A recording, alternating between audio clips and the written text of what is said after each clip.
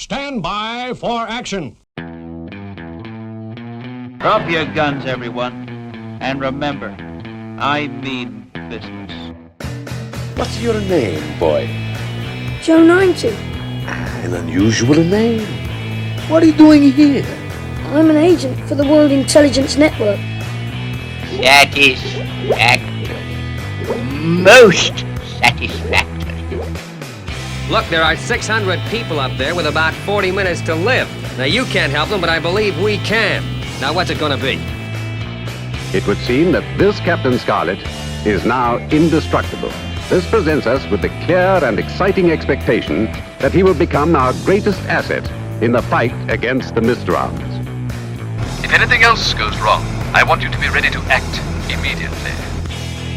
Well, that was no ordinary breakdown. We've got to get up there and help them, but fast. Thunderbirds are go. Anything can happen in the next half hour.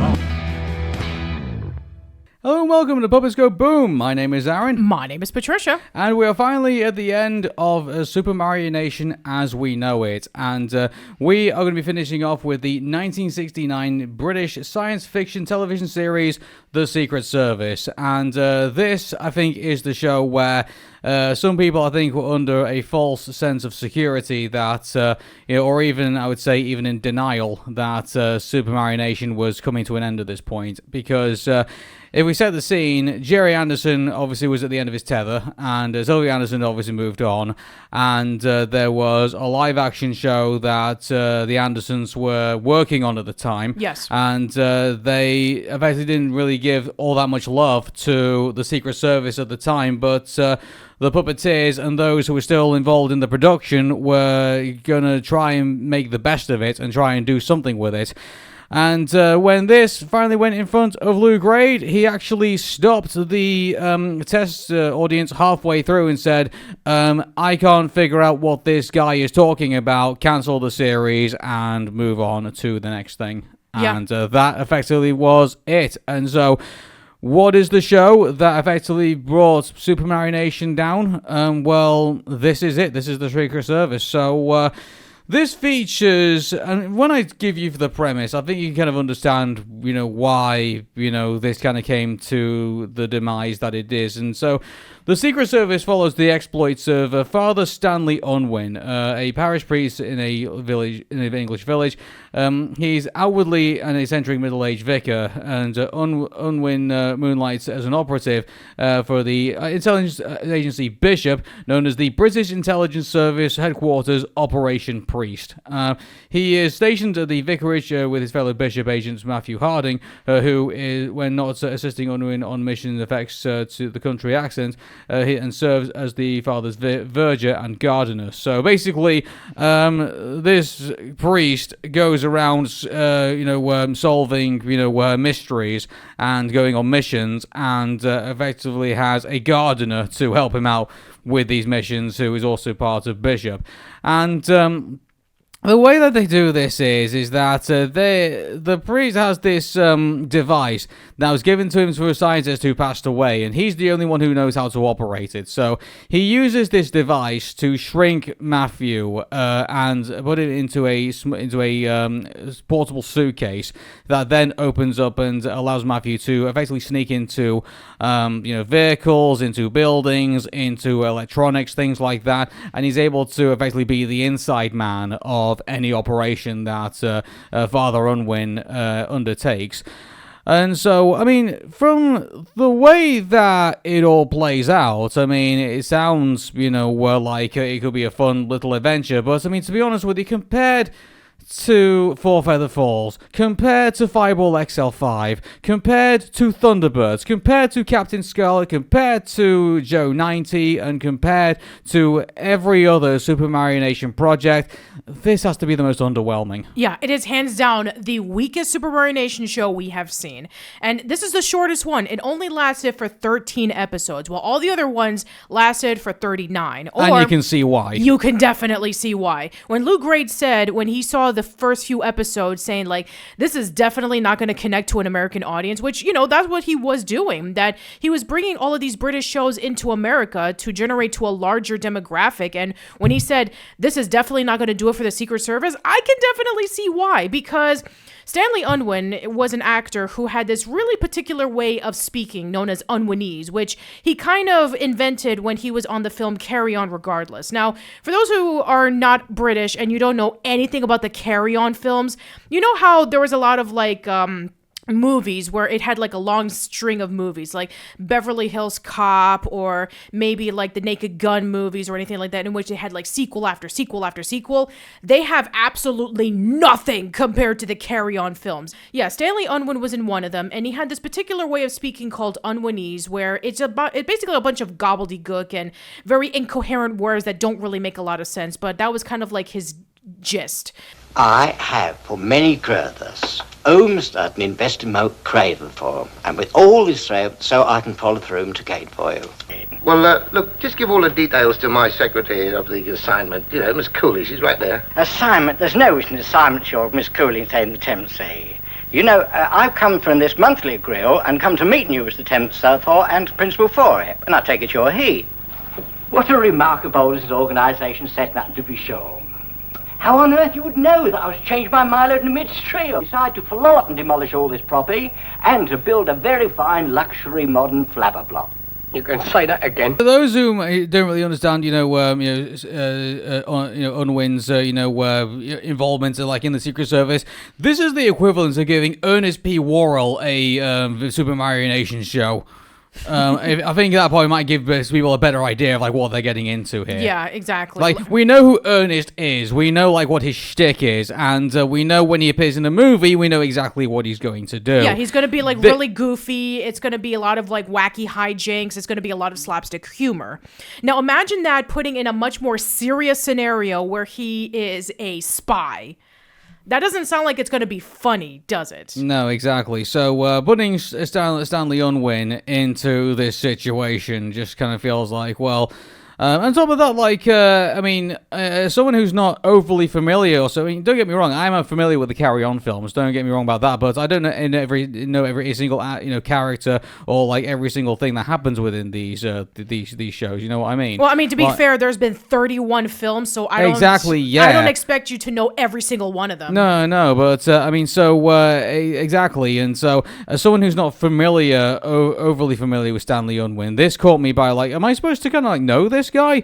He was really popular in the 60s. I probably imagine he was, but keep in mind, I'm a 90s kid who was reintroduced to Thunderbirds in the 60s, and so, Cliff Richard still was sort of a thing around about that time, so of course, you're going to know who Cliff Richard Jr. is, I think even in Thunderbirds 6, but, Thunderbirds Go, I should say. So you understand, all of that, but, this... You can tell they were grasping at this. They really were. They were trying to make this work, and I understand the passion that went into all of this. They even went as far to try and, get on Gerry's side by saying, we're going to do a lot more live-action stuff, in all of this. But they still tried to stick with the Supermarionation, which you can't really marry the two together, really. You can tell when something is live-action, when something isn't. And the Uncanny Valley just does not exist in this show. No, it doesn't. Whereas a lot of the Supermarionation shows, when they do implement live-action stuff, it's to do things that the puppets wouldn't been able to do, like push buttons or give you a piece of paper or write something or all that kind of stuff. It makes sense in the context of these shows, but in this one they try to mesh the two together, and it just doesn't work. It just feels so uncanny where you see a shrunk up Matthew climbing up a tree and then a real dog is going after him. It's you can't really take it seriously. It's just really hard to get into this show. It really was. You and I were making jokes throughout the entire time. There wasn't an episode where we kind of say, don't get me wrong. Here's the thing about this: Stanley Unwin is actually, in his own way, is a fun protagonist to kind of go around, but not in a Supermarionation sense. It's more if they actually did this live action and they did a show about a priest who solves mysteries and stuff like that. mean, like, that would have been something I think that would have taken off. I think, I mean, like, it would have been another person, solving mysteries. Don't get me wrong, man. Like, where Dick Van Dyke was going around solving mysteries, and Bill Cosby was going around solving mysteries, and here's Stanley Unwin now going as a priest solving around mysteries. I mean, like, he wouldn't have stood out from the crowd. But I think if they actually did this outside of the Supermarionation genre, I think he probably would have stood a better chance than, I would say, having to, create live action scenes and then create puppets at the same time. Right. And try and marry the two together somehow and basically just create this kind of confusing mess, really. Yeah, it is really confusing. And also the fact that even though that Stanley Unwin is credited, he's not really the hero in all of this. If anything, Matthew's the one doing all the work. He's the one who's getting shrunk. He's the one who's crawling himself into dangerous situations. He's the one who's reporting over to Stanley while he's sleeping. And, he's the one who, if it wasn't for Matthew, none of this stuff would be happening. Yeah, exactly. And it's very hard to get, emotionally involved in this show, and because we've been through such an action ride, we've been like on adventures, we've been through like mystery, we've been through like thrillers, we've been through we've even been through like a 9-year-old boy even going on missions and stuff like that, and even that was hard to kind of like get through the best at times, and now here we are with this, and it's just it's so underwhelming in its the thing is that I actually feel kind of bad not liking this, because I actually do like Father Stanley Unwin and all of this, and I like the idea that in his sermons he takes his life lessons and passes it on to his parishioners and things, and so that's sort of like a nice little thing. But this is a show I think my grandmother probably would have liked. I think this is not a show that 9 or 10-year-old me probably would have liked. Yeah, it's kind of interesting of the juxtaposition where you have Joe 90, where obviously 9 to 10-year-old kids in the 1960s would have been all for, but it's kind of hard to like root for a TV show starring an old pastor as your main protagonist. That's not something to entice kids into saying, I need to watch this show. Also, we were like in a bit of a revolution at this time as well, and so I mean, we were at the time when the Beatles were going around saying they were bigger than Jesus. That's and, right. Yeah. This came out at that particular time. Yeah, I mean, this was a radical time, 1969. We're talking about the hippie movement. We're talking about the rage of the Vietnam War. We're talking about, 1969 was one of the major crucial years of a lot of changes that were happening. Hey, what's the groovy thing to put as our hero? The church. It's I kick ass for the Lord. Oh yeah, even now, like if you told me like, oh hey, here's this priest who is going to go like on these missions and stuff like that. I mean, like given like the damage to the reputation, unfortunately, like a lot of the established churches have gone through recently with all sorts of scandals.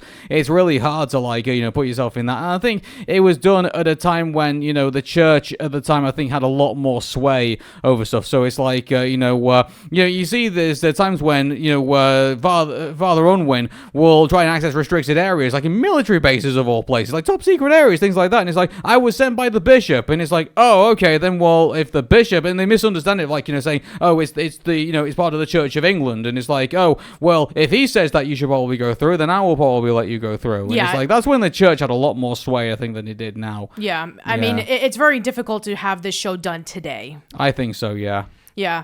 So, yeah, for the most part, that's what it is. You have Father Unwin getting messages from Bishop talking about the latest mission that's happening. And it's, you have him and Matthew going about, him sneaking around and hiding into small little corners, and then Father Unwin would wait for Matthew's response, and then he would take into action, rinse and repeat over and over and over again. And I guess one of the cool things about the show is that Father Unwin drives this really interesting car. He has a 1920s Ford T models, which is actually really interesting. I guess in the context of when the show came out, it was a very old car. It was like over 30, 40 years old, and nobody was really driving it anymore. So him driving around Gabriel, which is what he calls the car, which is a nice reference because Gabriel was the main angel messenger of Jesus. So nice touch, by the way. So the fact, the car is pretty cool, but yeah, anything else is just been there, done that. It's like, okay, we have to have a spy mission mission. Okay, we need to find out more investigation about this guy who's being blackmailed. And, you have these people who want to counterfeit money. It's like, we've seen this done before in all the other Supermarionation shows. In much cooler scenarios as well, and a lot more futuristic scenarios too. Yeah, because this show I looked at this and I can see why Luke Ray thought there was no way he could sell this. No. I could really tell there was no way he could do anything with this. It's far too English. It's far too, it's not the, demographic that Thunderbirds and Captain Scarlet and Joe 90 could even get to. And it just, you get really confused about, like, who's this show actually for? Yeah, is this show for children? Is it for adults? Is it for everybody else in between? Is it for people who... is it a family? I mean, it struggles to be a family show even in that regard. What about for people who are not religious? Can they get into it? Yeah, exactly. Like, it's very confusing, and it's fun in its own quirky way. But in regards to, like, this having mass appeal, like, we're now going into... By the way, as of this podcast, we're going into an era where, now TV shows and films, no longer going to be kind of like, edgy or quirky or anything like that. It's got to have mass appeal. It's got to appeal to everybody. Yeah. And that's unfortunately the sad, thing that we're going to be going into now. I imagine Illumination's going to be making money for, like, the rest, for the next decade or so. And remember, this came out in 1969. You know what mystery TV show came out on the same year that had a mass appeal even to this very day? And what's that? Scooby-Doo. Exactly, yeah. And I can see a lot more people getting... Also, like, it's these teenagers and they're talking dog who, like, go solve mysteries and that, I think has far more pull, and definitely have more pull now. We still talk about Scooby-Doo to this day. Yeah, it's been around for over 50 years, and it's become a cultural icon. And it's not going away. No, it's not. No. It always comes back in one way, shape, or form. It's a lot... I mean, like, the Muppets come and go, but Scooby-Doo has been there for a while, and Transformers, Teenage Mutant Ninja Turtles, like, there's a reason why these things have staying power. I mean, like, you can't see that with a vicar in an old car. You just can't see it, and I don't care if they bring in, like, the whole shrinking Matthew down. If anything, it not only does it put him, it puts him in an advantage of, like, being able to sneak into places that no one else can see and no one can believe. But I mean, like, if anything, it puts him at a disadvantage because it means that he's small and potentially could get captured. Yeah, if anything, you can see, like, if anything, it kind of makes me feel like Honey, I Shrunk the Kids. Like, you can't say there was a positive scenario being shrunk to the, like, the size of, like, a bit of grass. Can you? No. Like, no. Yeah, and we saw all the dangers that Matthew had to go through every time that he was shrunken. Like, as mentioned before, like, being chased by a dog, or he was in a vehicle that was about to explode, or being shoved into the point of almost drowning. It's like, there's a lot of dangerous things that could happen if you're shrunk. Now, I can understand the concept of, like, being able to sneak into places that you wouldn't be caught at because you want to be able to investigate and hear out on what the bad guys are going to be doing. I get that, but there's a lot more clever ways to do it other than just being shrunk and getting yourself injured in the process. And sometimes Father Unwin would be sleeping while Matthew's trying to call him saying, "Father Unwin, can you hear me? This is going on." And, he's just passed out asleep in his bed. Yeah, and by the way, if you're wondering why Agent Blake in this episode kind of looks like Captain Scarlet, because he is the puppet of Captain Scarlet. Of course he is, yeah. This is something that we mentioned before in the Joe 90 discussion, that because they use the same puppets as Captain Scarlet, both the Secret Service and Joe 90 use the same sets and the same puppets over and over and over and over again. Yeah, and so, unfortunately, like... we went through all the episodes of the show. To be honest with you, they say that the person who created the music, this was like he thought this was his best work. Yeah. We don't take for it very much. Yeah, Barry Gray said in an interview. Oh yeah, that's right. So yeah, so apparently when doing the theme song, like this was the first theme song that had lyrics besides Stingray, and so he wanted to bring this a cappella group into doing the theme song, but they couldn't get him, and so he brought in the Sam Singers, who also sung the theme song for Supercar and Stingray, and they performed the theme song, and it's just no.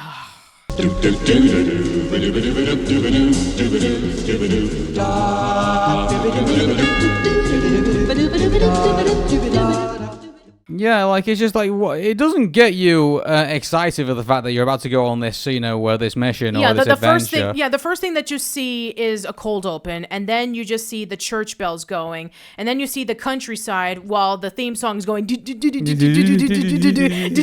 funny because when I was when we were doing the theme song, like I just imagine a guy pinching his just like a shirt, just waving it around, going like the white of his eyes, you can see like he's trying to it's like it's gonna feel like how that's how they're advertising the show, they're dangling it in front of us like that, it's like no.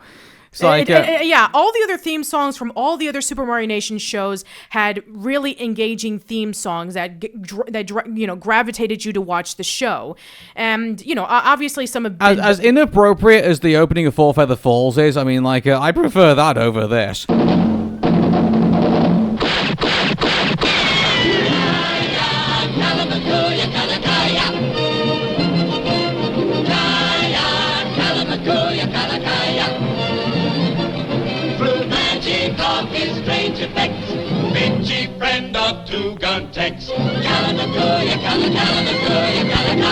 Even though it's very ignorant, at least it gives you some excitement for the adventure that you're about to get into. Yeah, and it also this in the Secret Service does not. No, it doesn't. Yeah, for Supercar, for example, you have a theme song. Supercar, with beauty and grace, as swift as can be.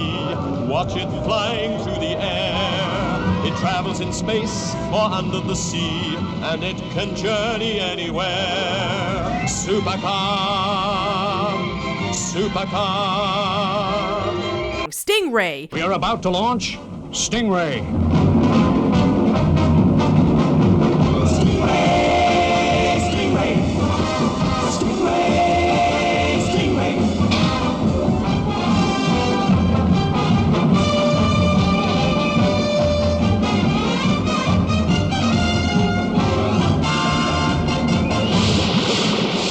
You have Commander Shore saying, "Stand by for action," and anything can happen in the next half hour, getting you really excited. Exactly, yeah. It's and even Captain Scarlet the Mysterons, you're in the mystery. You walk, you're going down the street, and then eventually you see Captain Scarlet. You see him get shot multiple times and realize he's okay. And he just fires one shot. It's like he's badass.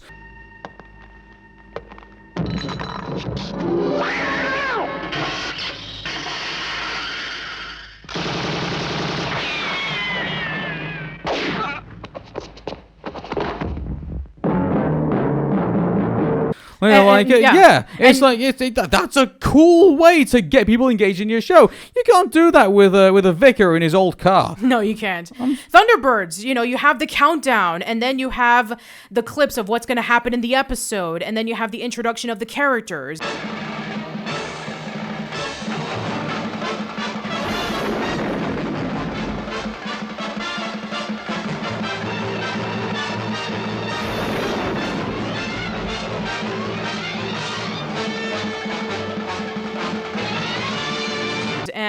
Even Joe 90, I mean, even though that it's really, really trippy of him sitting on the big rat, at least the orchestral theme song is actually pretty neat. But Exactly. I think in Joe 90, I think they tried to make it where all the intros kind of went together and into the story. But obviously, some of the stories that they couldn't exactly do that. Right.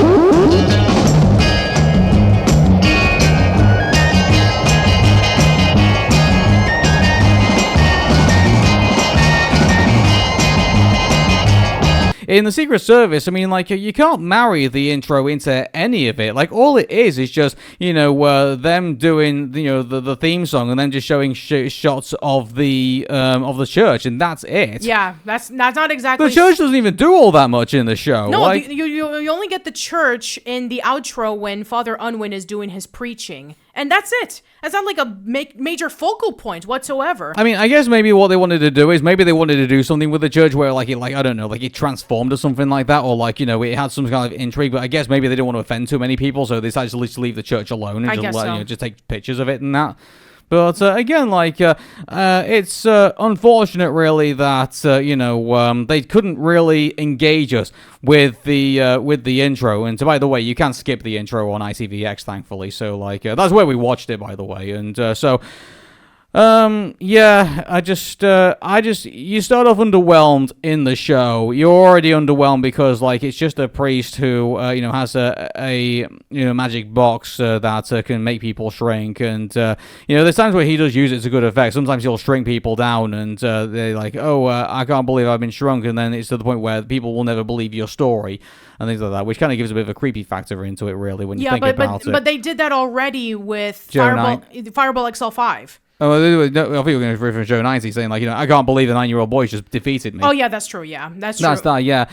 But, you just, you try and get yourself involved in the adventure, but the whole thing just feels so preposterous that you can't really, you can't help but just make fun of it, really, when you're watching it. And that's what you and I were doing, throughout this entire thing. And, but the other thing we kind of felt like, oh, hey, Matthew's in trouble. But then, it kind of just circles back. It's like, hey, you shrunk Matthew down and put him, like, in a whole world of danger, like you were saying before. But that's the only emotion that you get. Like, you just, like, how dangerous it all is and how inappropriate it kind of, like, all is, really. And yet, at the same time, Father Unwin is the one credited for being the hero. Yep. And, I'm going to feel bad for Matthew in a whole I do feel really bad for Matthew because he's the one who's doing all the work. Yeah, not only he's got to pull, like, weeds and thistles and things, he also get, like, injuries, like, out in, being in the garden. He's also got to somehow get, survive being killed, on multiple occasions while being shrunk. Yeah. And let's just be honest. I mean, a lot of the episodes don't really stand out unless... There's not one episode I like about this show. No. There isn't. Like, I mean, there's one episode, once again, going into the prod of its time where it's super uncomfortable, and that is the dream sequence episode. Oh, yeah. Him and Matthew have this huge epic trek where they're trying to deliver medicine to the sick people, and one of the places they go to is an African country, and they're captured, and they're going to be sacrificed, and he tries to explain to them, no, we're not... gonna hurt you or anything like that. We're just trying to deliver it. And they speak incoherently. They live in grass huts. They wear masks. It's... I know. It's just bad. And, that's the worst episode, I think. That is hands down the worst episode. I will give it credit for one thing. Is that because the last episode isn't a clip show? Yes, the last. But that's not saying much. But still, I mean, this is the first Supermarionation show that hasn't had a clip show episode since Fireball XL5. All the other ones have had clip show episodes. We've had Stingray, Thunderbirds, Captain Scarlet, Joe 90. 4 Supermarionation shows had clip shows. This one doesn't, and you know what? Thank God, because I don't want to live through 13 episodes of this crap. I don't think they even got to the point where they can get to clip shows, no. To be honest with you. I think they just like, here's the 13 episodes and then that's it. Yeah, we're done. That's it. And, it's funny because it's actually kind of sad because we decided just to, watch the outro for, like, the credits for the last episode on episode 13. And we were kind of sad just seeing, like, the church kind of just go into the background and then just say it's filming Supermarionation. That's the last ever Supermarionation thing that they created. And it kind of made us kind of feel a bit emotional about it, really, because here we've been through, like, this amazing adventure with Four Feathered Falls and, watching this Cowboys and Native American show and in the Old West. But then there's a supercar. A supercar, sorry. I didn't grow up with supercars, so I keep fair enough. But, Mike Mercury with a supercar and all the adventures we went with him. And then, you went with Fireball XL5. Fireball XL5 with Steve Zodiac and, and going off into adventures over there. Then you go to Stingray with Troy Tempest and Phones and, going these underwater adventures. And then finally you get to Thunderbirds and, like, it's Thunderbirds. Like, it's the epic show. And then, you have the mysteries with Captain Scarlet, and, and then you have Joe 90, and to finally have it all end with the Secret Service is just so sad, because I just did it kind of felt like, it didn't feel like I was sad for the Secret Service, though. I was really kind of sad for Supermarionation, because we know it was, obviously going out of fashion at that time, but to go have that outro and then see he's filmed in Supermarionation for the last time, that did make me feel a bit emotional. Yeah. After going on this big adventure throughout this podcast. But by the way, we didn't plan to do this podcast either. No, we just sat down, watched the Thunderbirds, and we said, hey, should we watch all the other ones and we do a podcast on it? And that's how Puppy Goes Boom was born. Yeah, it was created by accident. Yeah, exactly. And so I just want to say at the very end of this, because I'm starting to kind of feel a bit emotional about it now, I've really enjoyed doing this podcast series, and I've really enjoyed doing this with you, Patricia, and because I got to share a part of my childhood which you'd never seen before, and now I like to think, obviously me and Patricia have been married for a year and a few months now, and so she's got to see a bit more about, what I grew up with, and know a bit more about me since we watched this show, and so if anything, it's brought us a lot closer together. Yeah, So, and yeah. Again, as somebody who is an American, I never knew that these shows really existed. So being able to see what Aaron grew up with has been a great experience. Yeah, I'm just so sorry that we ended with this. Yeah, I mean, to be quite honest, when we saw the documentaries afterwards, the writing was kind of on the wall where they were saying that, this is the I was kind of nervous that I come across this topic, really, when we finally got to the end of that documentary. It's like, oh, wow, this is what came at the end. Yeah. And I never seen the Secret Service because I stopped watching Supermarionation, during the 90s after I watched Joe, not really gravitating towards Joe 90. And so we never got to, if the Secret Service actually ever re-aired, I never got to witness, what the reaction was to that. But watching it now here in 2025 and going through all, the disappointments, I think, of the Secret Service, I can kind of understand why, it died a death. Yeah, it died an unfortunate death, but at the same time, it was unavoidable at that point. This, Supermarionation had lasted for almost a decade. They stretched out all the ideas that they had. Gerry Anderson wanted to move on doing live action. It was over. So they were, doing UFO after that. And so leaning more towards, doing all these cool live action shows. And then we wouldn't see puppets again until 1983 with Terrahawks. But that's not Supermarionation. It's Hypermarionation. So whether we'll cover that or not in the future, we don't know yet. But, we don't know. If we do any bonus podcasts, I know some people are going to be already in the comment section, or I know what they're going to say. They're going to say, are you going to do Team America World Police? We will let you know on that. We'll decide how the podcast, goes. And then if we decide to do that as a bonus episode, we'll let you know. Yeah, and I know that there are a ton of other inspired Supermarionation shows that were done by other people. Like in Japan, you probably know about X-Bomber. Or what about the remakes of Thunderbirds, both the Japanese version in the 80s and the ITV 2011 animated show? What about that? Or the 2005 New Captain Scarlet? Or are you going to talk about some of the other stuff that they tried to do under Gerry Anderson? Well, I think what we aimed to do originally when we started doing this was we were going to do the original Supermarionation show, so we've done that now. And yes, so we're finished. Everything else that we do on the side of Puppies Go Boom will just basically be bonuses. Yeah. So, but we'll let you know if we decide to do them. Unfortunately, we're going to be jumping into the deep end because guess what we're talking about next time? Yeah, and actually, funny enough, this is actually going to be the first bonus we have decided to do, and oh boy, we're in for a treat. Next, the bonus episode we've decided to do as a thank you for everyone for listening to our podcast is Thunderbirds 2004. Oh boy, here we go. Until then, everyone, take care. Bye-bye. Bye-bye.